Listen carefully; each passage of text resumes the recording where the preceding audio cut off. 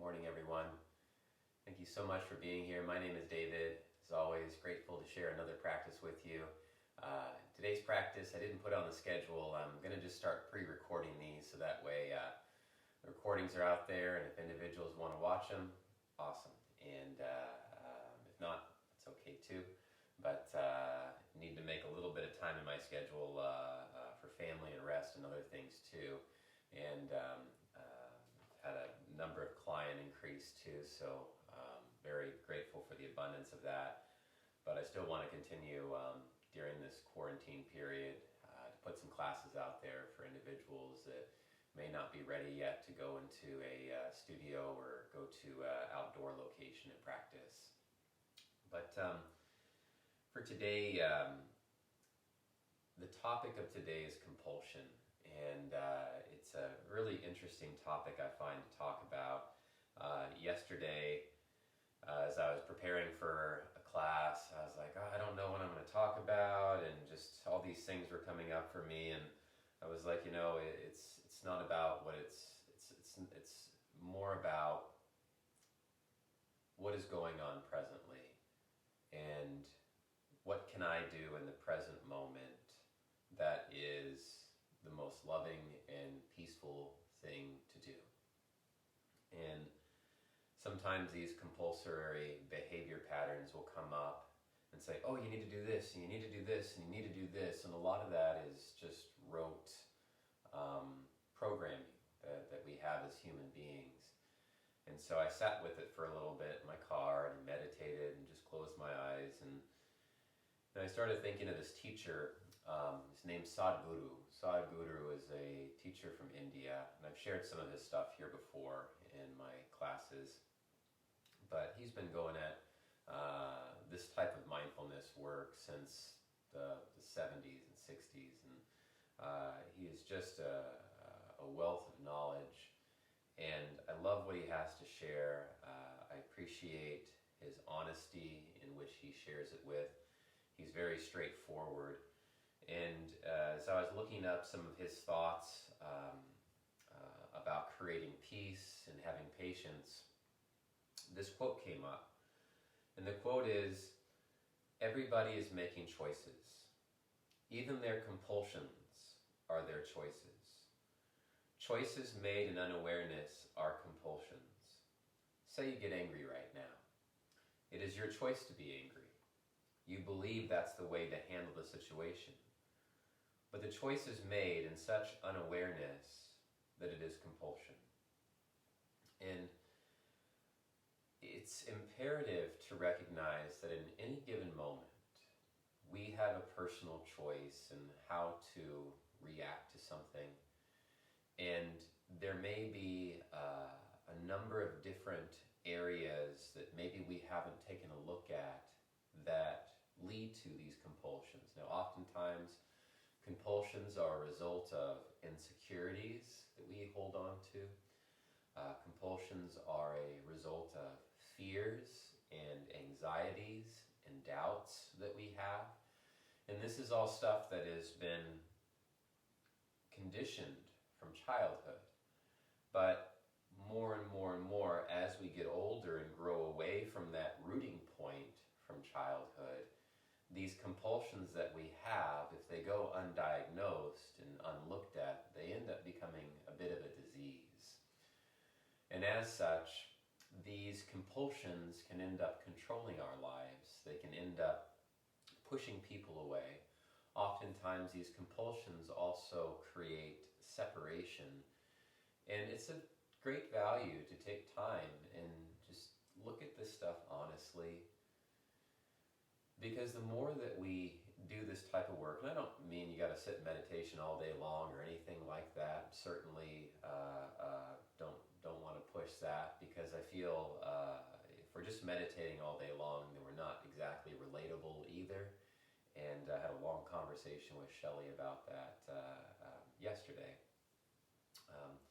But it's a value to look at compulsions, because compulsions take up a lot of energy.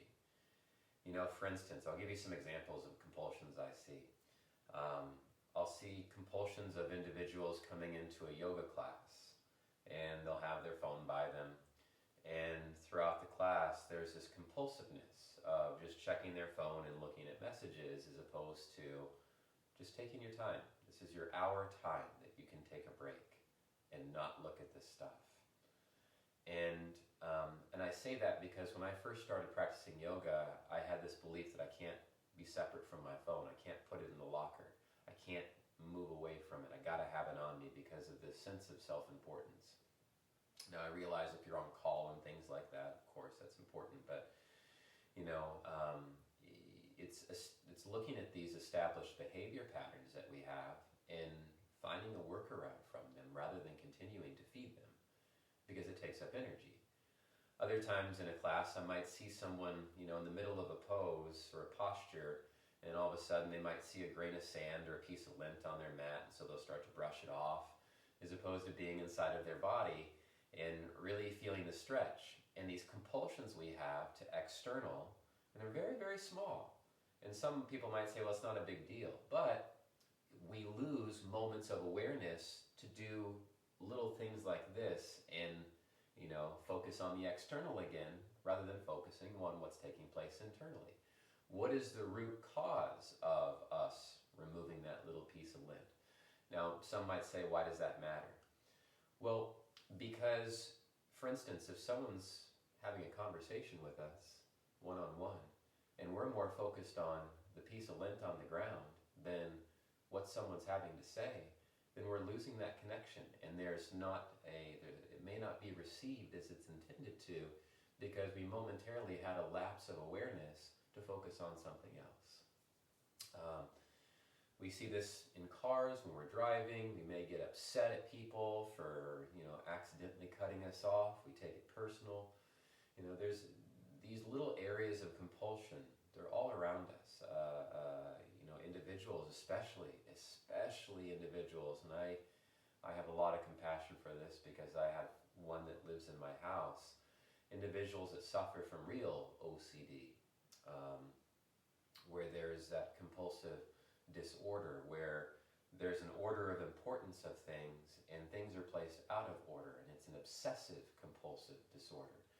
A lot of people joke around about that, but OCD is not something to joke around about. I used to kind of play around about it too, until I realized what real OCD was, and it's actually very, very sad. And it takes an open heart to really see and work through that, and to also lovingly point out areas where we may be having unawareness. So with that said, I could talk on and on about this, but I want to make time for us to be able to stretch. I'd like to do a little bit of a different stretch class today, and it's really going to touch on our compulsions. Just notice as we move to the practice where compulsive behavior may be. Are we jumping ahead? Are we compulsively going quickly? Things like that. And I'll talk about it for the rest of the practice as well. Let's go ahead and lay down. As we lay down, immediately as we lay down, just start to notice some of the basic compulsions that we may have.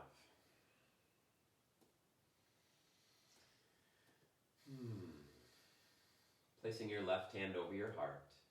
Place your right hand on your belly. Then close your eyes.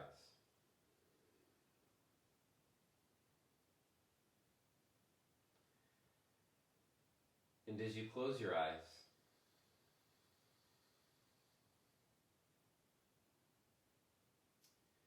begin to let go of your day, let go of your week, let go of what's next and what's to come.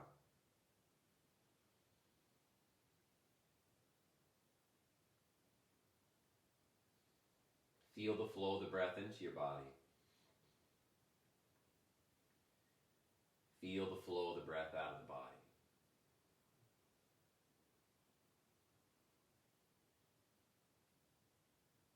Feel the depth of the breath, pace of the breath, balance in the breath.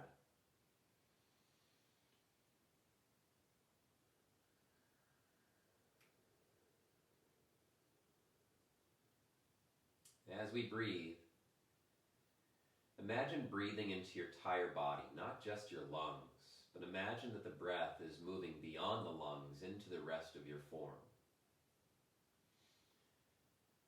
Let's begin. Please take a long, slow, deep breath in. Fill your lungs up. Feel the body up. Exhale, let it go.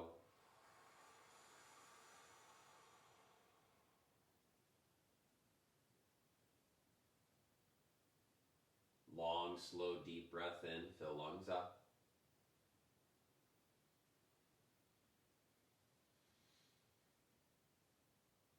Exhale, letting it go.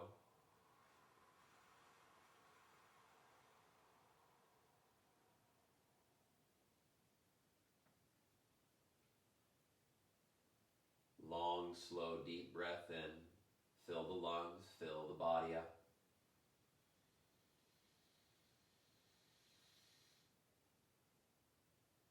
Exhale, letting it go.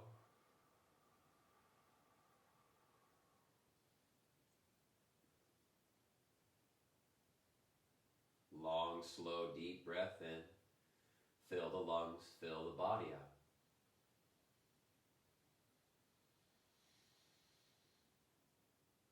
And exhale, letting it go.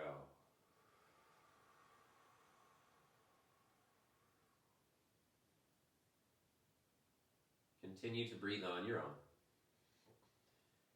And as you breathe on your own, just check in with your body. Observe any tension, tightness, soreness, imbalances of any kind. And as we move through our practice, breathe deep, take breaks, most importantly, listening to your body, how your body feels, how you're showing up.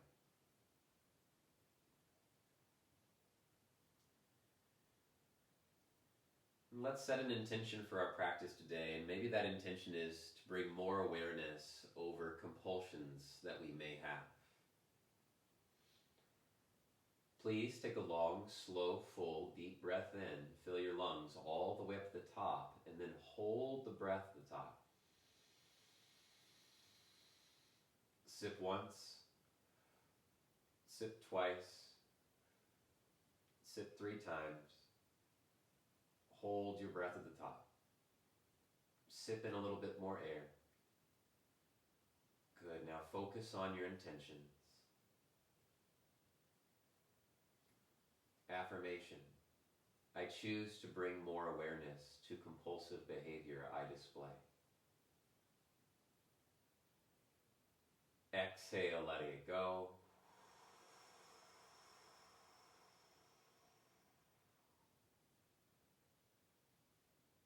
Smooth breath in.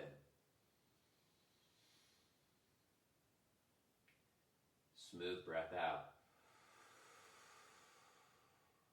And let's do an Om. Inhale.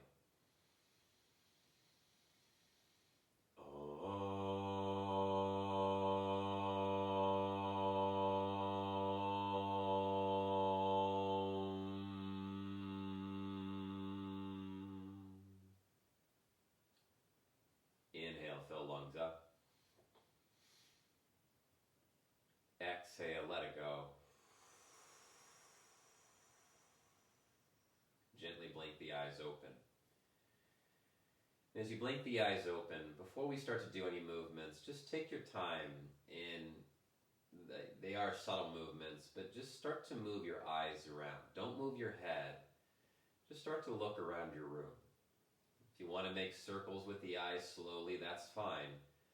But again, we want to break the habit of just going into certain or particular types of stretches. And then if you're making circles with your eyes, go in the opposite direction. Just look around your room. And a good question is observe what is doing the watching. Observe what is doing the watching. Observe what is doing all of this seeing taking place right now. That way we begin to look out from our bodies as opposed to just letting it be this passive experience of one thing to the next, to the next, to the next, leading an unaware life. And then from here, I'd like us to draw the arms down along the sides. And starting with some gentle movements in the hands, start to feel your thumbs. And just slowly start to circle your thumbs out.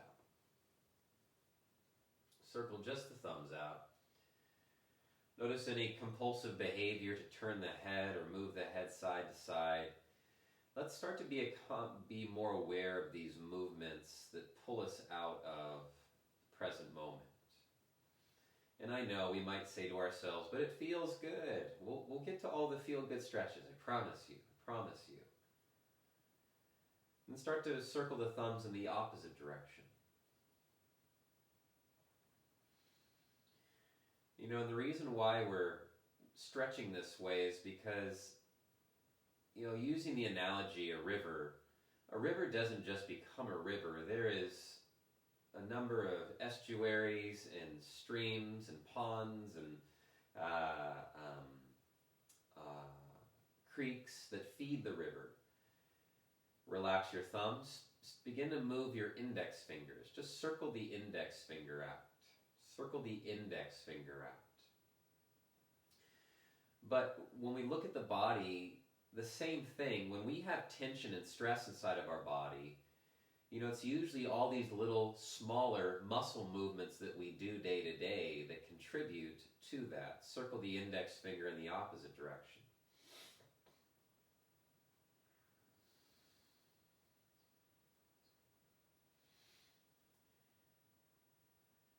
Good. And circle the middle finger out. Circle the middle finger out. Notice how there's less range of motion there due to the location of the middle finger in relationship to the knuckles.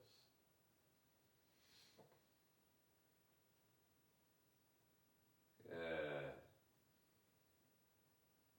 And then circle the middle finger in the opposite direction.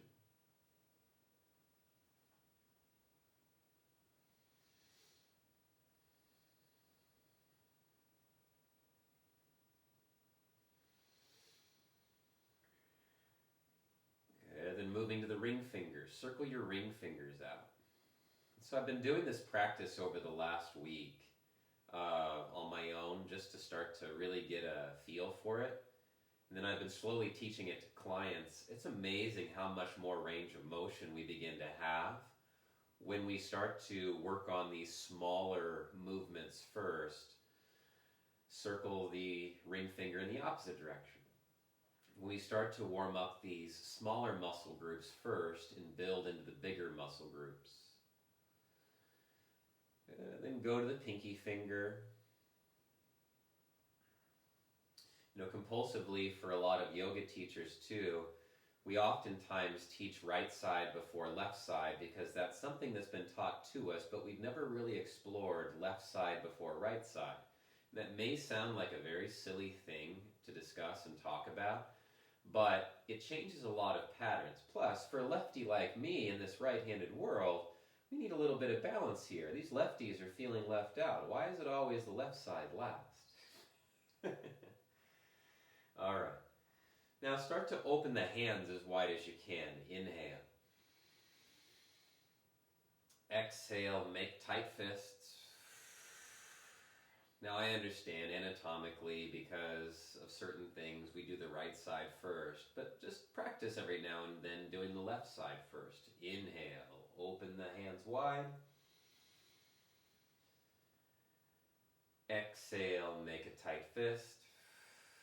But again, those are compulsory things that we do unaware of. Inhale, open hands wide. Exhale, make tight fists. And inhale, open hands wide. Exhale, make tight fists. Good. And then start to circle your wrists out. Now, just because it's compulsory, we don't have to call it a negative or a positive. We can be neutral with this. Oftentimes when we hear, oh, it's a compulsive habit, we immediately go towards this negative mindset. I ask that we suspend negativity today in our practice. And even going towards negativity is a compulsive behavior Pessimism is a compulsive behavior pattern. And we can look at it honestly for what it is. Let's just look at it as what is consuming my energy. Because compulsive habits consume our energy and can drain us and can make us feel exhausted and tired, opposite direction with your wrists.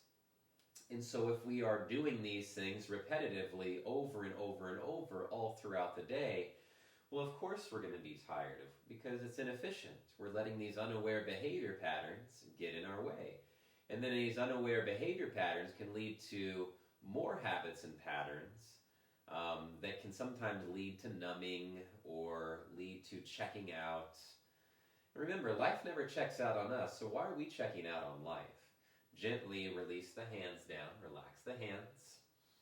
Take a full breath in.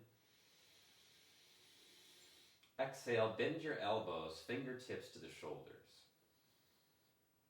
Inhale, release the arms down. Exhale, bend the elbows, fingertips to the shoulders. Inhale, release hands down. Exhale, fingertips to our shoulders. Inhale, releasing hands down. Exhale, fingertips to our shoulders. Inhale, releasing hands down. Exhale, fingertips to the shoulders. Inhale, release the hands down. Exhale, gently start to roll the shoulders out. Do just about 1/4 to a 1/2 inch circles here. Start small. The tendency, the compulsion for many of us when we stretch is to go towards the dynamic or big stretch. And I get it, that's how it's been taught. And I can say that I've been a contributor to that, so please accept my apologies. I apologize. But you know, these are just some things that I'm also looking at in my own life. And I know that if I can better them in my life, if I can choose to articulate them and talk about them out loud to others that we can create a relationship with, then we can start to really utilize our energies different ways, gradually make the circles larger. And you know, a big area of energy output that I like to look at, and it doesn't necessarily have to be this output of draining energy, but it's of service. You know, how can we really be of service towards others?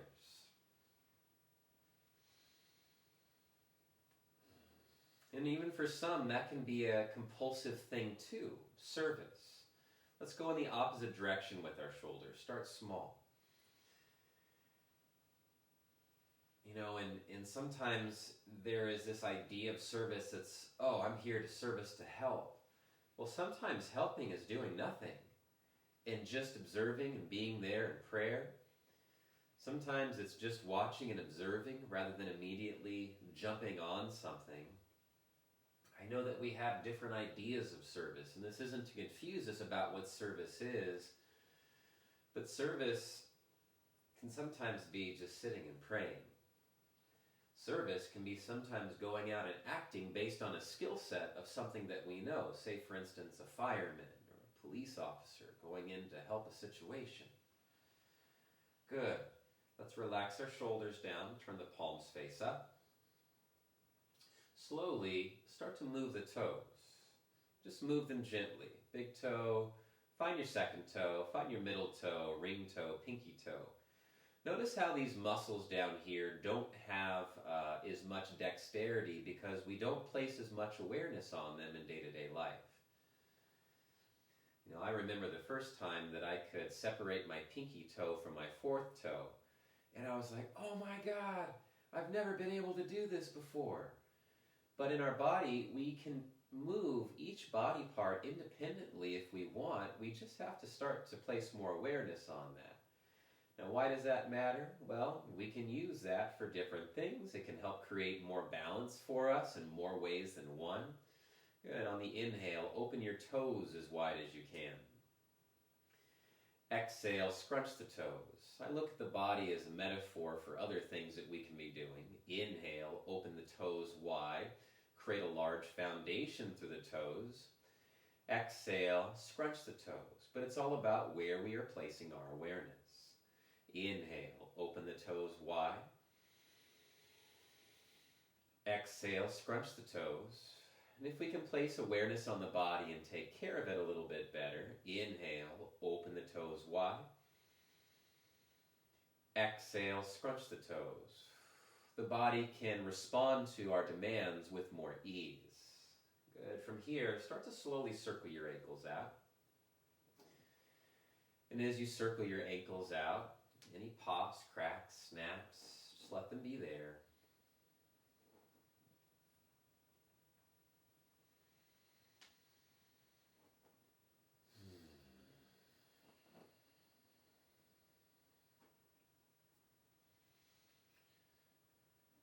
Good. Opposite direction.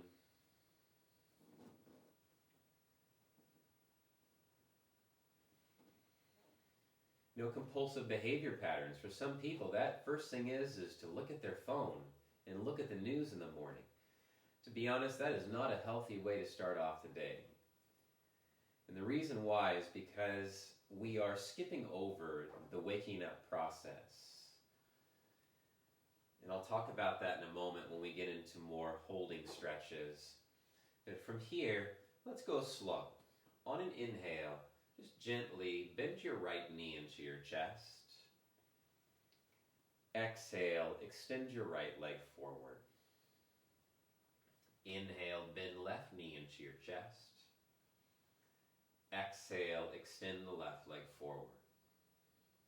Inhale, right knee into chest. Exhale, forward. Inhale, left knee into chest. Exhale, forward. Go on your own. We'll do this for about a minute, just back and forth, right side and left side. And, how we establish our day, when we are waking up first thing in the morning and checking our phones, or just immediately rushing downstairs to drink a cup of coffee and to look at the paper, we're not setting ourselves up necessarily for the best of day or for rushing just to get out of the door. Make time for yourself in the mornings, every morning. I wish that I listened to this when I was in my 20s, but I didn't. That's okay. I'm here talking about it now. But, making time for ourselves to set the tone for the rest of the day. If I'm immediately going on to the news channels and looking at the fear and the death and the scarcity that the news is portraying that's out there, then immediately that's what I'm looking at in the rest of the day, and that sets the tone for the rest of the day. And I had to be honest with myself about that and go, oh my God, I'm doing this. And even as a teacher, I found that I was doing it, and I felt very hypocritical about it. So I had to stop it. All right, from here, take your right knee, start to circle your right knee out. So you can circle out the right hip and just feel for any tension that's there. And you can start small and gradually get larger with your circles. Compulsive behaviors. There's a lot of compulsive behaviors we have around eating. There was this belief, that you had to eat everything on your table, on the table. You had to eat everything on your plate. And then if you didn't like anything, then the people in Africa were going to starve to death. I don't know if anybody heard that narrative before, but I definitely heard that when growing up. And so that type of behavior, like conditioning people to believe that, can lead to obesity. That can lead to dis-ease and unhealthiness, because we may not even be looking at what it is that we are putting in our mouths. We're just eating what's put in front of us. Okay, and I understand practicing gratitude and being grateful for what's in front of us. Circle the right knee in the opposite direction. But there is so much information now about nutrition that we glaze over because we would rather stimulate our taste buds rather than look at how foods affect the rest of the bodily organism. And so we'd rather say, this is delicious, for about 15 to 30 minutes in a meal and not recognize the long-term effects that that might have over the body. And if we want to have a good experience in life, it is taking in consideration the body a little bit more. Not to be body obsessed by any means, but just ask ourselves, does this chemical that I can't pronounce on the back of a food label package, is this actually good for my body? And put research into it and take some time. And by research, I just mean take 5 minutes and look online. Good. From here, release the right leg down. And I feel we have to be honest and direct about this. Otherwise, who are we kidding? Slowly bring the left knee into our chest. As we bring the left knee into our chest, slowly begin to circle your left knee out. Take your time. And here's the thing, and I'll be honest about this too. Yeah, I cheat too. Sometimes I'm just like, oh, enough with all of this.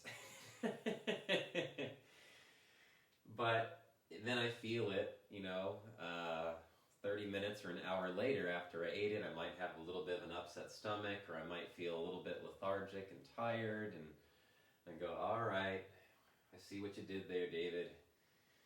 You didn't follow your own suggestions. But food is one thing that we tend to do that's compulsory. The stuff we do at work, whatever our occupation is, can be compulsory. Compulsory, we have a title or a label that we've been given with our job. And so with that, there comes this belief of the type of responsibility that looks like, and how, our troops, or our opposite direction with your left knee, or how our employees are supposed to view us. And so then we act out of a place of, I want people to view me this way in order to get work done, rather than I'm just going to show up and be benevolent, regardless of what is showing up for me. And when we can shift perspectives, the workplace becomes a much more enjoyable place to go to. The people that we work with are a lot more enjoyable to work with too, because we're not just seeing them as employees, we're seeing them as beneficial to not only ourselves, but the organizations that we work with. And when we can shift that compulsive behavior in how we look at work, in how we look at life, in how we look at people, and this life becomes such a beautiful thing to be able to live in. There's a lot more bliss that is out there than we may have believed in the past, because we were caught up in a narrative that is outdated. Gently bring your left knee into your chest. And exhale, lower the left foot down, shake the legs out. Slowly bend the knees and slide the feet in. As you slide your feet in, from here, let's just turn our heads side to side, back and forth, back and forth.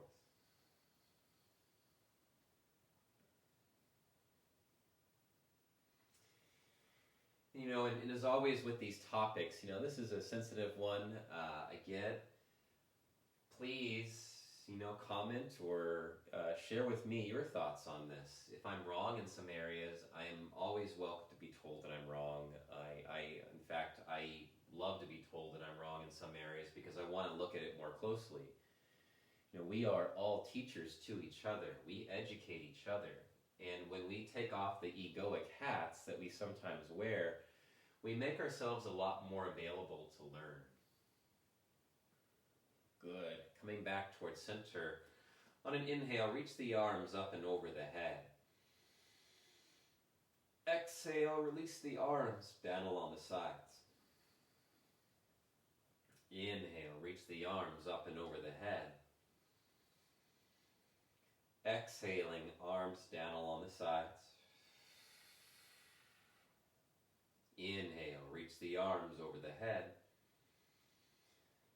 Exhaling, arms down along the sides. We're going to go for about a minute here. Just go through this movement. Find your range of motion. Let the shoulders open up.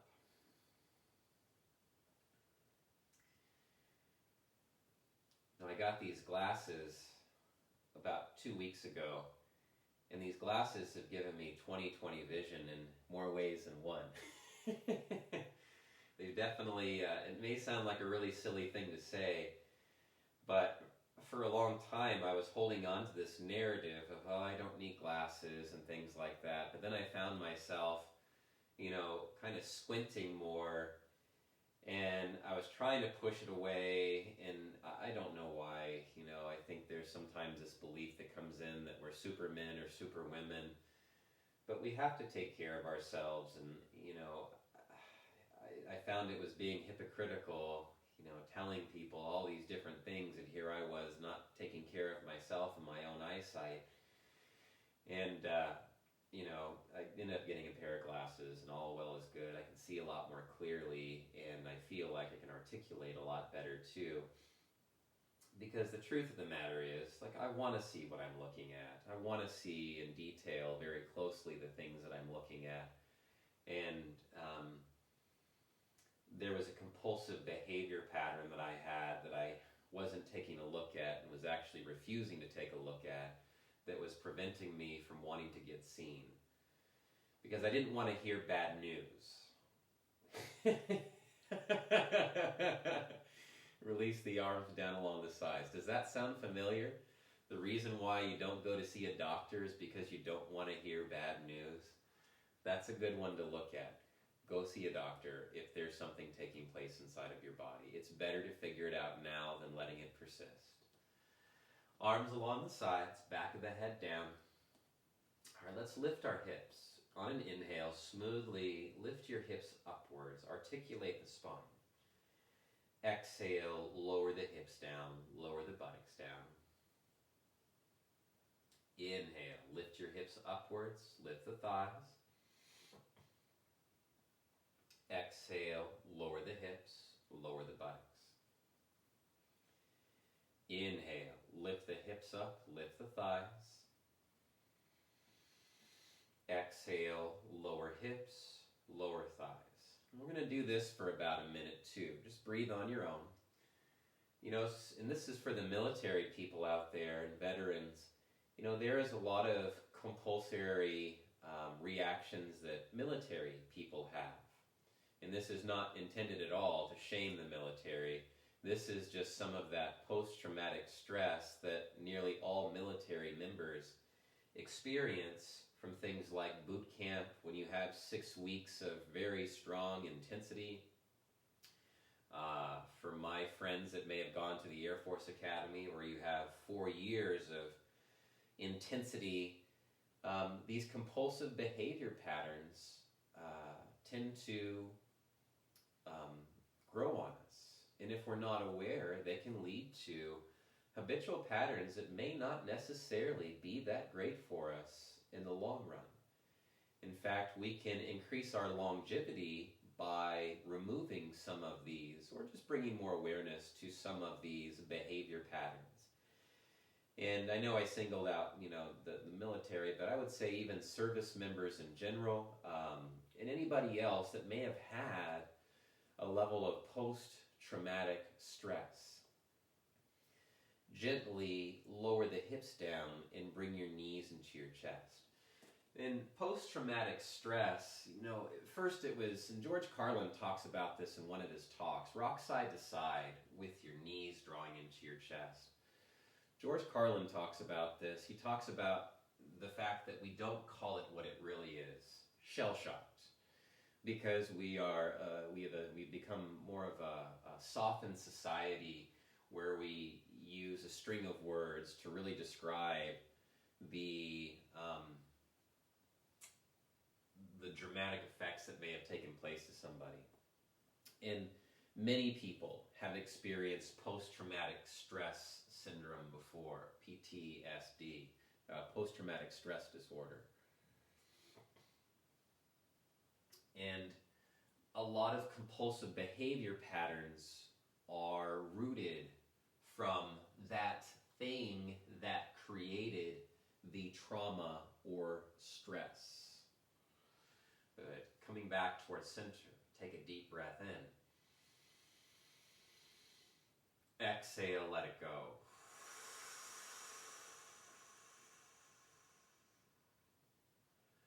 From here, let's roll to our right side. Use your left hand. Press yourself up. And we're going to come all the way over onto our bellies. As we come onto our bellies, I'd like us to cross our forearms and slide the forearms in, shoulders stacking over the elbows. Lengthen through your legs, lift the chest, take the gaze forward. Press your shins down into the ground. Reach the top of the head upwards. Firm the outer ankles in. Long, slow, deep breath in.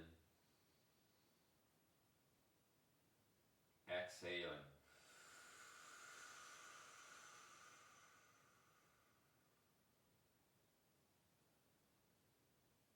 Long, slow, deep breath in.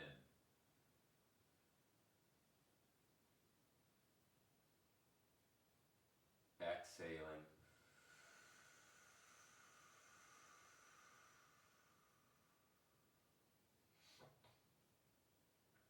Long, slow, deep breath in. Exhaling.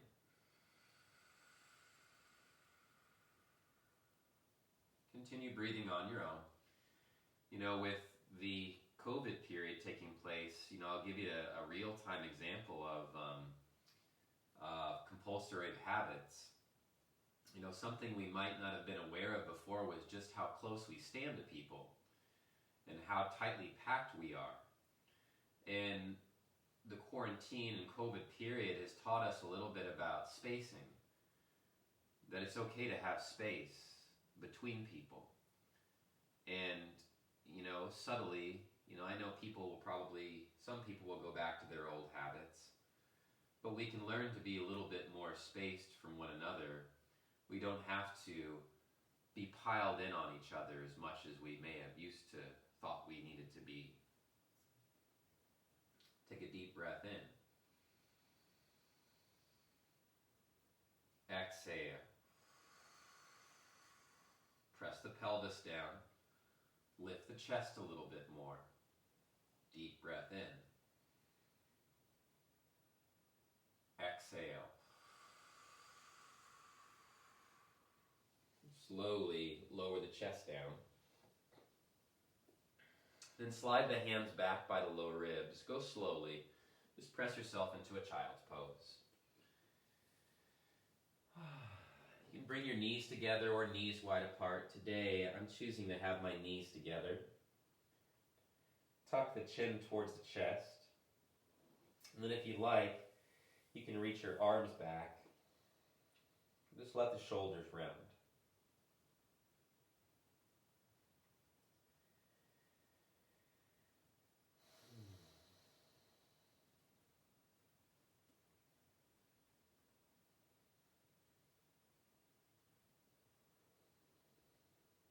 When we practice full awareness, the compulsiveness of life, rather than having to double check life, or fear life, or push life away, when we practice deeper and deeper states of pure awareness, we flow with life. We move with life. We recognize that life has its checks and balances already in place.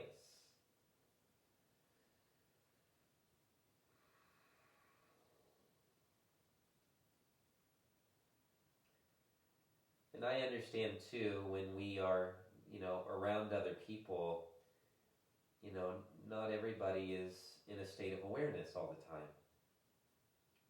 And as a result of that, we sometimes live in fear, or we sometimes live in doubt. And where we are also with that in our own lives, where we are unaware, that doubt and that fear comes up too. More and more, I can say through experientially practicing it, whatever is internal is the external reality that we are creating. And if we want to change, it first starts with a change within us. Walk the hands forward, lift the chest up, and then let's come into a seated position with our legs out in front of us. Good. Flex the feet, curl the toes back towards the nose. Good. From here, just place your hands on your shins and just slowly begin to lean forward. It's still morning for those that are, it's in the morning for me. If you're watching this in another time, still take your time with the stretch. Just lean into it and then work your way into the muscle fibers, work your way into the muscles of your legs.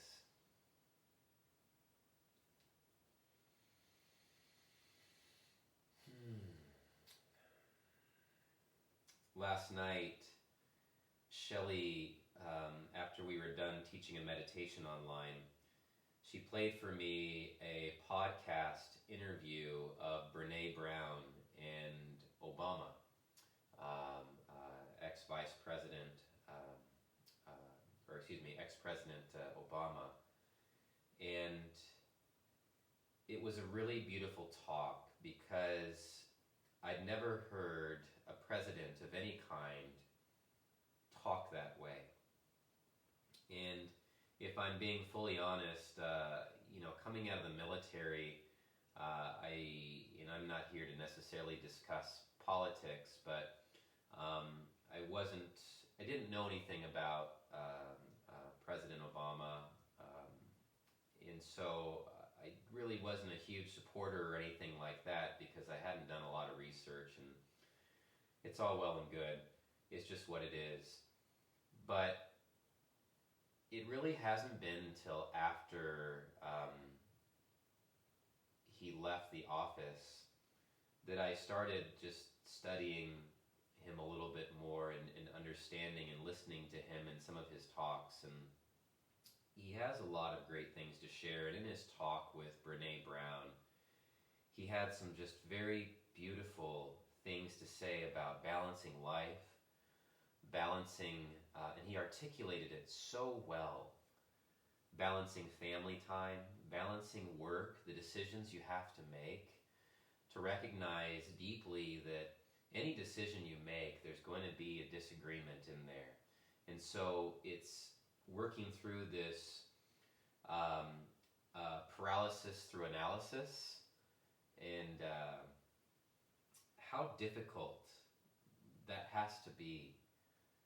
And the compulsory actions that may come up because, you're the President of the United States and you want to do good for everybody, but at the same time knowing that, there's going to be others affected by your actions that, isn't necessarily intended to, but in the grand process of change, there's going to have to be some areas in change, and there's going to have to be some discomfort in that.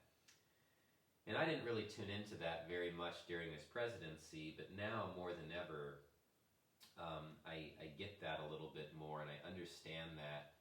And if you get a chance to, it's an hour-long podcast. I'm still finishing it up, but I recommend it. I think anybody, regardless of your affiliation of a political party or your belief system, I think that taking time to listen to this talk is highly beneficial.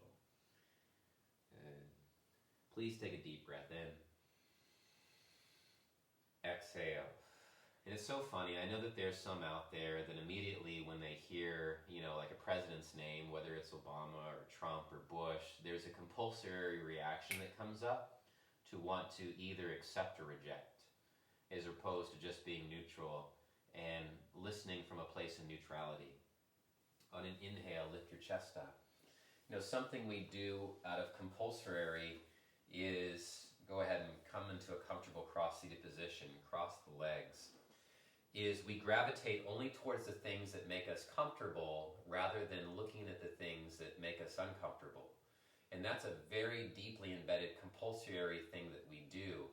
And I find it's important to listen to people from all areas, even those that we disagree with, vehemently disagree with. Just listen to how they speak and talk.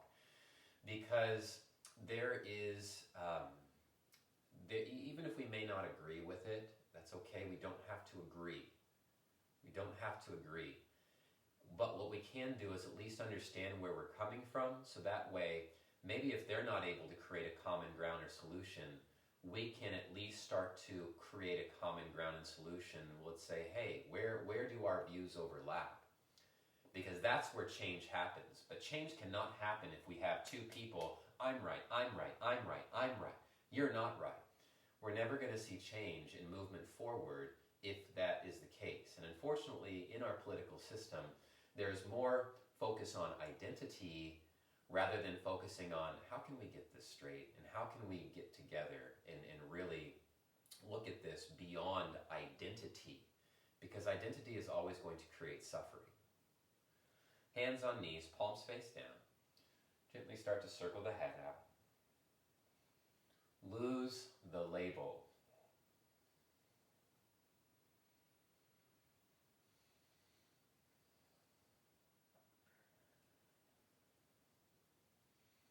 Eventually, and usually it's not until the last, and this is a very honest and sincere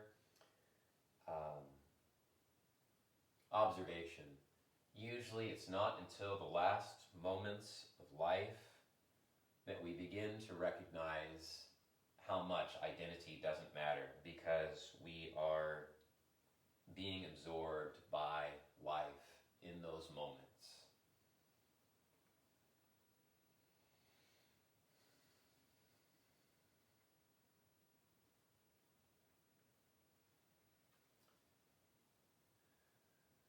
Circle your spine out a little bit.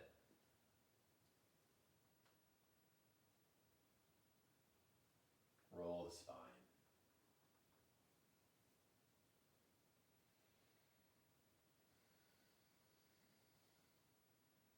Inhale, rising. Exhale, diving down.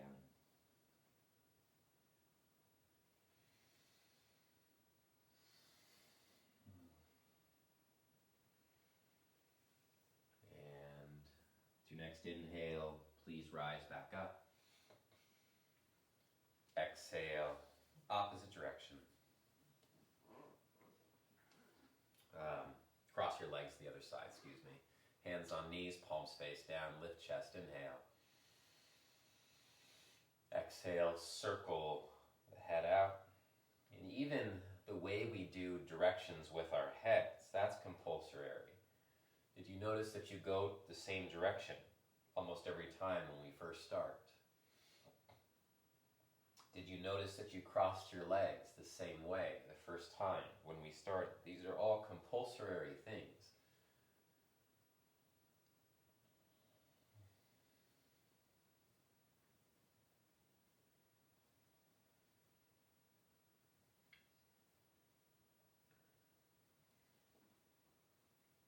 And start to circle your spine. Larger and larger. Inhaling as you rise up. What are we avoiding? Exhale as we dive down.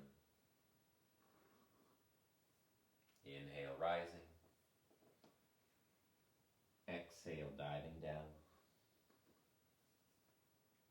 Inhale, rising. Exhale, diving down. And inhale, rising. Exhale, diving down. On the inhale, lift the chest up. All right, let's stretch the face out a little bit. We're going to take our hands and just massage the forehead out. Massage the forehead out. Take the hands to the center and just pull away. You know, if we had a tough day yesterday, why go into today with tension in our heads, right? Or do we want to carry tension in our heads? Honest answer. If we know that we hold stress and tension in our foreheads, Do we continue to allow it persist? Are we aware of the things that are causing that? Are we sitting too close to a screen? Are we looking at a screen too much? Are we not taking enough breaks? Honest questions. Good. From here, take your hands, thumbs, index fingers to your earlobes and just start to circle your earlobes out. So there's all these muscles in the face, all the expressions that we make throughout the day. We see something on the news, we see something happen to somebody, and we're like, ugh. All these different faces that we make of excess energy and stress. Awareness. All of this head tension moves into the neck and shoulders. Good. From here, take the fingertips, hands to the tops of the earlobes or ears and just start to circle from there. Circle it out. When we're constantly on alert, the ears are always perked up, quite literally. It's a compulsive behavior, anxiety, anxiousness.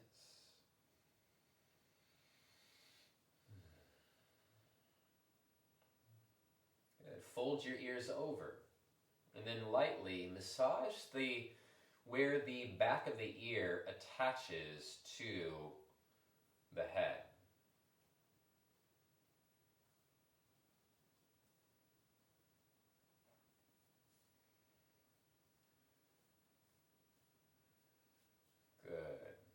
Massage the temples of your head, sides of the head.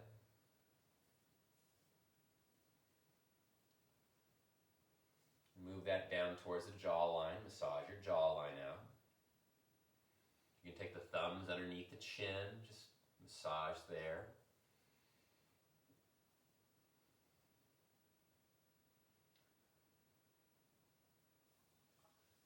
Take the hands to the back of the neck and then just pull downwards and forwards over the chest.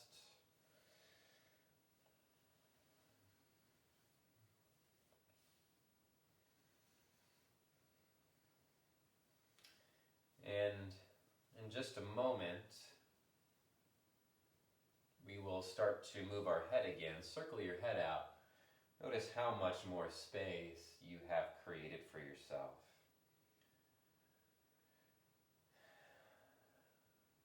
Circle the other direction too. Notice how much more open and loose that circle is than it was before.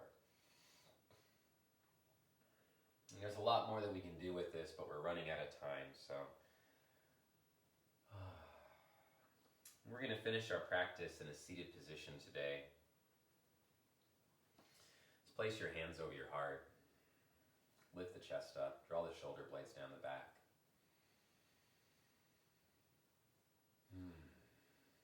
Let's just sit in silence and stillness for the next minute or so. Try not to check out. Just allow yourself to look within, sit with your body, feel it.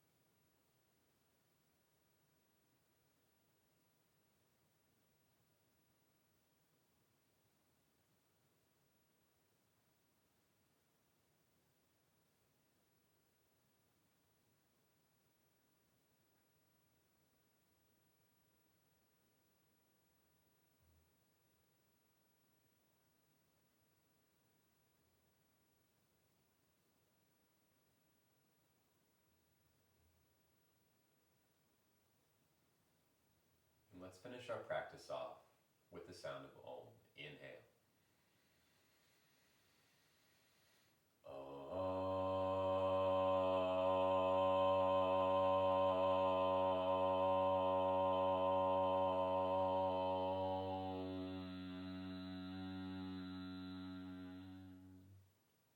Inhale, fill lungs up. Exhale, bow the head down towards the hands. Honoring ourselves, honoring all those in our lives, our loved ones, friends, families, and supporters. In gratitude for the many wonderful blessings, gifts, and abundance in our lives. And in gratitude to the many teachers and guides who passed along these practices called yoga. Releasing the hands down, opening the eyes, and lifting your chins. Thank you so much, everybody, for being here today. Thank you for practicing with me. I hope you enjoyed today's practice. I know it was a little bit different, but different's important because we're moving away from compulsion of doing the same things and shifting things up. That way, we are a little bit more available. So, thank you so much, everybody. Have a beautiful rest of your day. Ho'oponopono.